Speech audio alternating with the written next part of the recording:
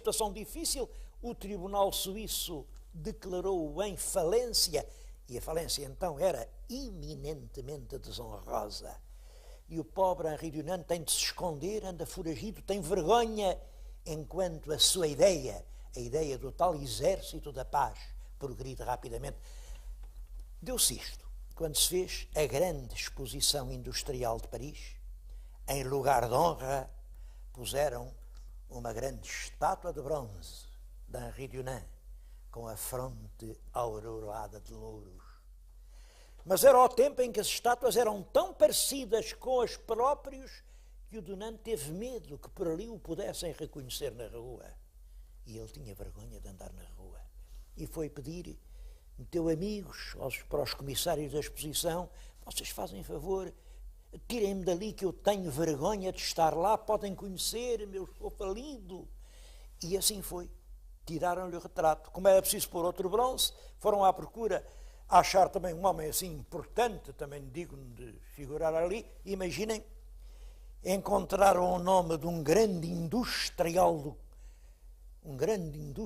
do aço, chamado Krupp.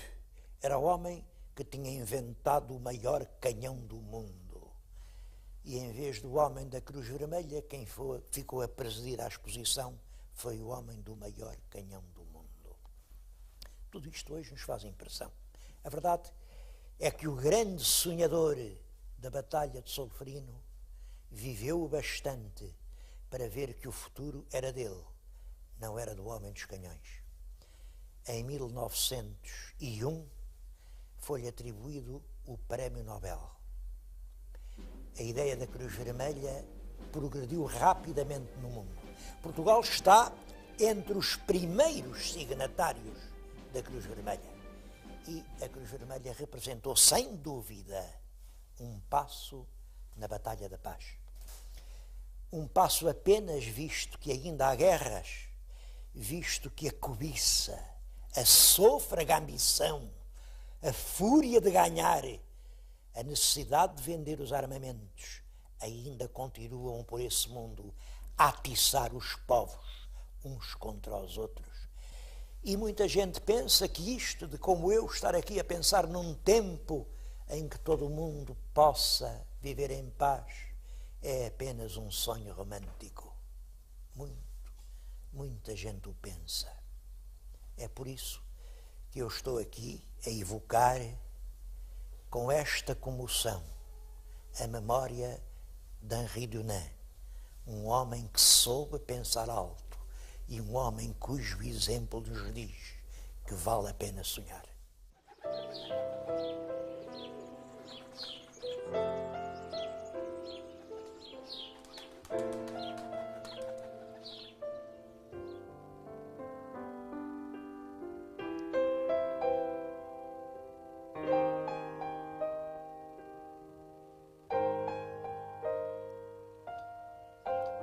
Hoje vamos ao museu.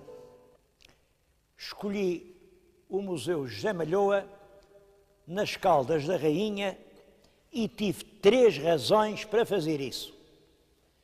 A primeira foi que o museu tem um conjunto de peças notáveis que valem a pena ser bem vistas.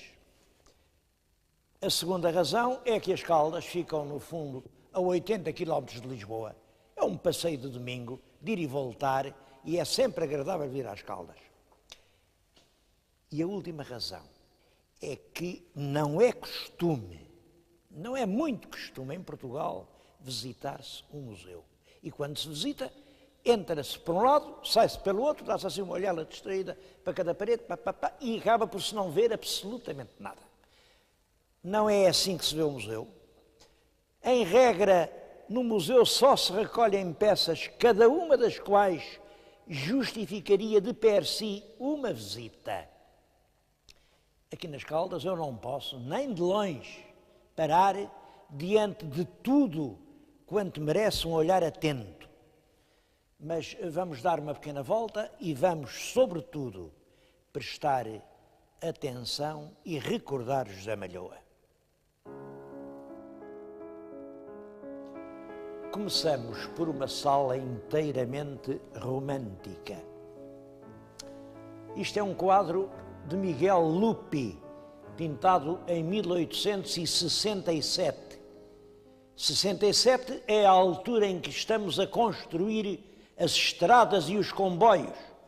O país está, de certo modo, a levantar-se daquela terrível decadência da primeira metade do século. Reparem como o quadro, que estranho quadro este, o que representa é o pintor Tintoretto, um grande pintor italiano da Renascença, a fazer o retrato, está aqui o retrato, da filha morta. A moça morreu enquanto o pai a pintava. E o pai debruça-se sobre ela, ainda com a paleta e os pincéis na mão, debruça-se para lhe dar um último adeus. Estes temas, a morte, o artista sacrificado, a obra-prima feita para além da dor humana, isto são ingredientes muito queridos dos românticos.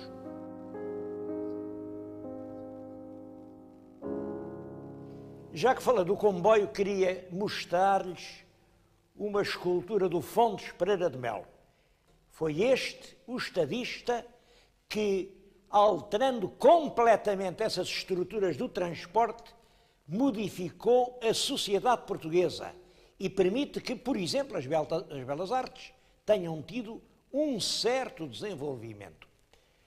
É um busto de bronze, não é mau, é do escultor Simões de Almeida Tio, mas estou a mostrá-lo porque tenho ao lado.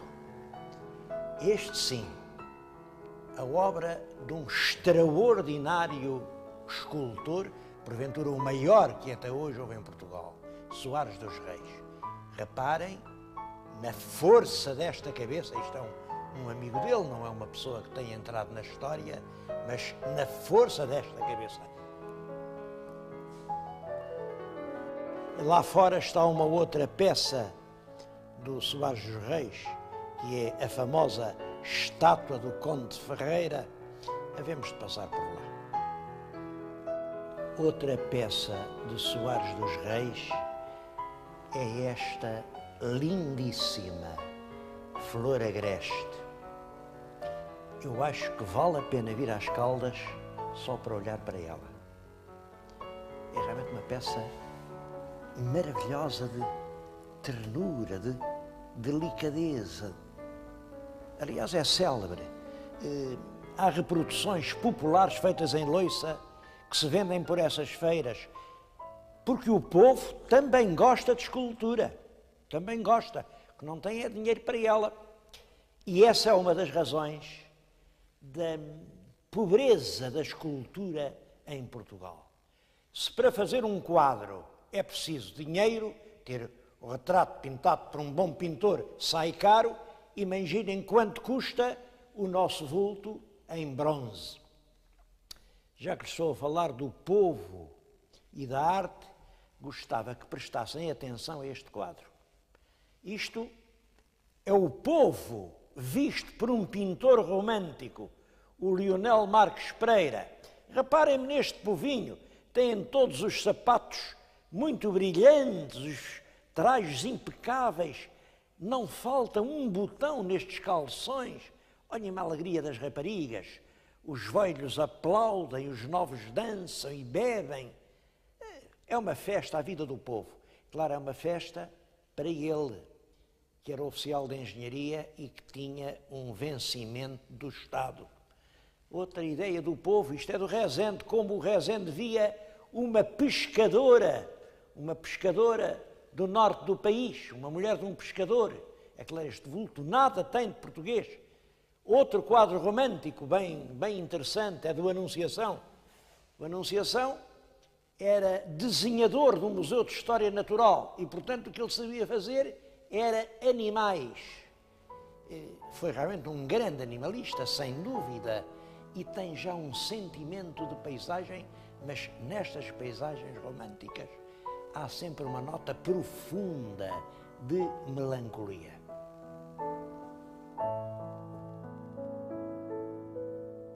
uma outra maneira de ver o povo é esta.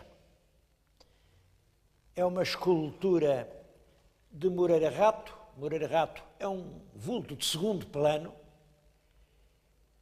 Tem o título, o tema é Sem Casa e Sem Pão. Mas podia ser a Pátria. Isto é de 1919, um ano que me diz muito a mim, 1919, e representa a mãe precocemente envelhecida, com duas filhas que se abraçam a ela, porque é o único apoio que têm, e ela serenamente aguarda um futuro. Esta peça estava num jardim público, estava em Lisboa, no jardim do Museu de Arte Contemporânea, mas é claro, este tipo de escultura extremamente trabalhado, com todos os pormenores do vestuário, com este tipo acabado, passou de moda. É uma escultura que não está na moda. Em todo caso, diz-nos bem como os nossos escultores sentiam o seu tempo em 1919.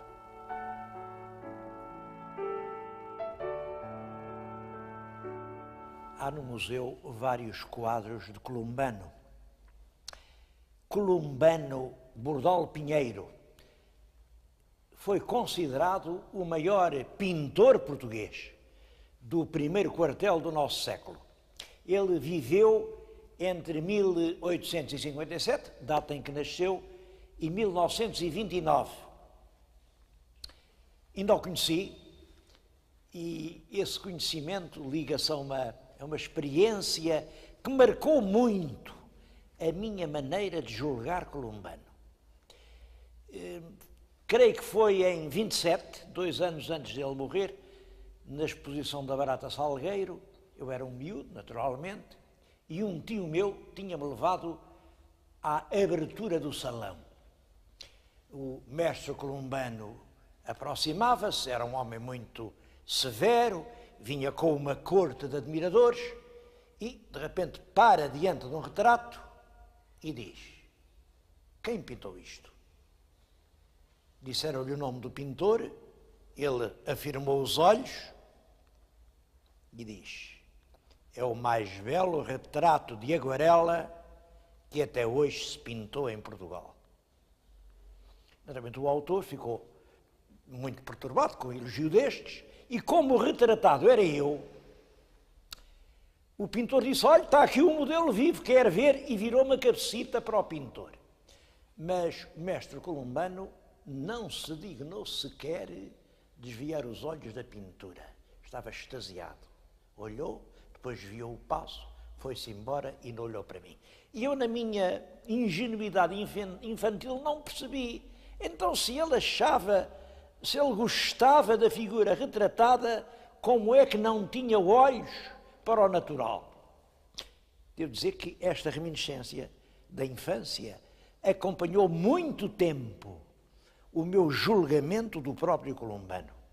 Era um homem que tinha mais olhos para a cultura que para a natureza. Foi, evidentemente, um grande pintor. Este retrato, este apontamento, isto é um apontamento, impressiona-me. Isto é o pai de Columbano. Podem crer que a forma como um pintor vê o seu próprio pai é um dos traços mais reveladores do seu caráter. Vejam como ele via o pai, que aliás também era pintor. Uma obra-prima é aquela cabeça de rapaz. Aquela deu a ele ao mestre Malhoa, que era já da mesma geração e era um grande pintor. Reparem como aquela cabeça de rapaz é uma verdadeira obra-prima.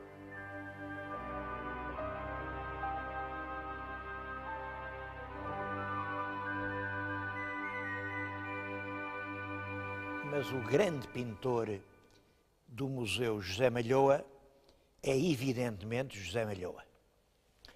Malhoa é também um homem que marca a segunda metade do século passado e as primeiras décadas do nosso. também ainda vi José Malhoa, e esse tem inícios difíceis. Ele era aqui das Caldas, era de uma família muito humilde, o pai dele trabalhava numa abegoaria. Abegoaria quer dizer, era uma oficina de carros, tiravam as rodas, metiam os eixos, faziam... Era um homem desse género, mas tinha um filho em Lisboa, o Joaquim. E o Joaquim, quando este mais pequenino, o José, fez 8 anos, levou-o para lá. Levou-o para lá e pô-lo numa oficina, na oficina do Leandro, a aprender em entalhador. Entalhador era uma coisa que estava na moda, para os móveis, para as molduras, a entalhar. E o entalhador viu imediatamente que o rapaz podia ir longe. Tinha umas mãos para pintar e convenceu. Menino, tu vai para as Belas Artes. Malhoa faz todo o curso das Belas Artes, conclui com notas altas e aí concorre para uma bolsa em Paris. Porque nessa altura, quem não estudasse em Paris não era nada. Ele concorre, mas foi preterido. Bom, esperou pelo ano seguinte, voltou a concorrer, voltou a ser preterido. Havia sempre gente mais... Bom, em suma, ele acabou por desanimar e pensou, não vale a pena, olha... E então empregou-se na loja do irmão e esteve 3 anos a vender chapéus de senhora. A vender e se calhar a fazê-los, não sei. Em todo caso, o que o coração lhe pedia era pintar. Foi pintar tetos de salas. Nessa altura, enfim, as pessoas com posses gostavam muito de ter a salinha de música com um teto bonito. Olhem, atrás de mim, a pintura que veem é o teto de uma sala de música pintada pelo Malhoa. Naturalmente, quem pinta assim, rapidamente teve prémios. Ele mandou para o Salão de Madrid um quadro que teve imensos elogios e aqui disseram, bom, quem é bom em Madrid não pode deixar de ser bom em Lisboa. Então começa a olhar-se com muita atenção para a obra desse rapaz que, vindo de tão baixo, pintava tão bem. Eu queria lhes mostrar só 2 ou 3 quadros de Malhoa. O primeiro é este. É um dos mais famosos quadros de Malhoa. Propositadamente, o pintor deu-lhe 2 títulos. Chamava-lhe Festejando o seu São Martinho, porque realmente eles têm as castanhas, o vinho em cima da mesa, estão a fazer a festa do dia do São Martinho, pelo São Martinho prova o teu vinho, e eles estão a prová-lo, mas o outro título era Os Bêbados. É claro que eles estão realmente embriagados, são 6 homens que trabalham, é muito propositadamente que esta figura central, que já perdeu o acordo, veste um avental de coiro e como veem, tem nos joelhos as joelheiras, quer dizer, é um ferrador, portanto, um homem que tem um trabalho duro. Todos eles são homens que vêm do trabalho e que se juntam aqui. Esta é a ideia de povo que o pintor tem para nos dar. Este é o povo que ele conhece em Figueiró dos Vinhos, onde passou uma grande parte da sua vida. A verdade é que estes homens provavelmente não saberiam ler nem escrever. Este quadro é de 1907. Nessa altura, cerca de 80% dos portugueses não sabem ler nem escrever. Apesar disso, já em 1907 já estamos com quase 100 anos de liberalismo, mas nada se fez para ensinar o povo a ler. O processo, a gente tem que pensar nessas coisas, essas coisas é que são importantes. O que nesta altura se pensava era assim: quando toda a gente souber ler e escrever, quem é que vai trabalhar? E é claro, estes eram os que trabalhavam. Portanto, não sabiam ler nem escrever e por isso é que eram bêbados. E isto só mudou muitos anos depois, quando as condições do mundo mudaram e nós começámos a dizer uns para os outros: enquanto toda a gente não souber ler e escrever, como é que se há de trabalhar? E é a necessidade de obter do povo o máximo rendimento que vem a provocar, mas isso já pelos anos 40, um grande desenvolvimento da cultura e conseguir isto. Até essa altura, saber ler e escrever é exceção, de então para cá, o não saber é que é exceção.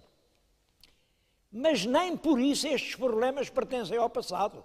Eu estou-lhes a falar de coisas bem do nosso tempo, porque permanece a ideia de que o ensino menos importante é só para o povo. Para que é para o povo? É o ensino primário.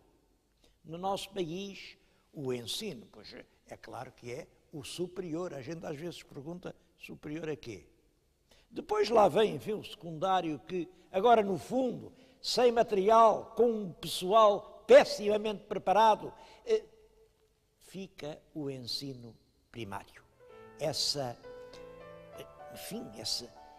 Esse desprezo pelo ensino que afinal é o único que a totalidade do povo português recebe, é o legado que nos ficou desses tempos em que o povo era isto.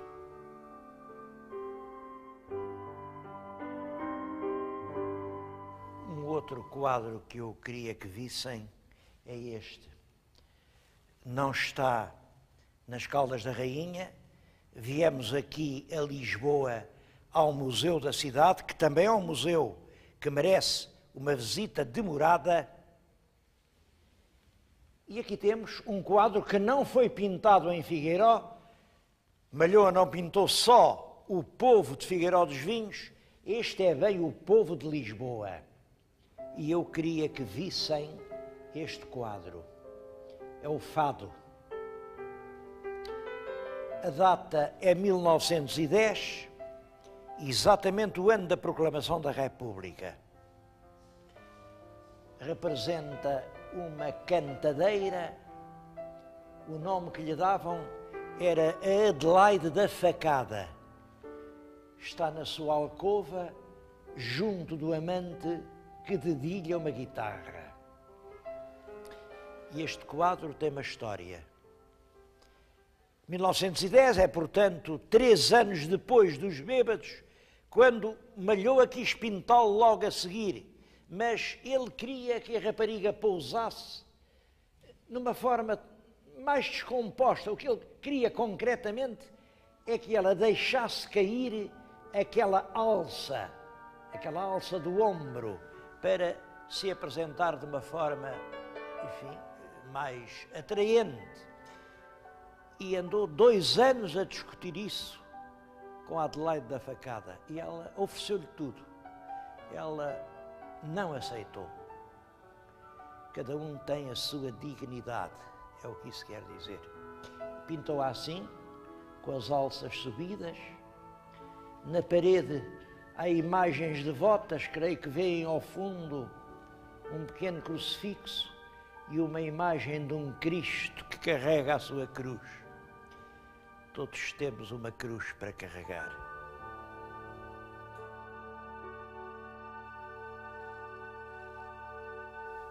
E o último quadro é este. Se não é o último, foi um dos últimos que Malhoa pintou. Está datado de 1932, ele morreu em 33. Representa uma romaria. O título é As Promessas. No primeiro plano, uma mulher de joelhos tenta dar a volta ao terreiro da capela, vê-se a capela ao longe, com os romeiros. Esta já desfaleceu,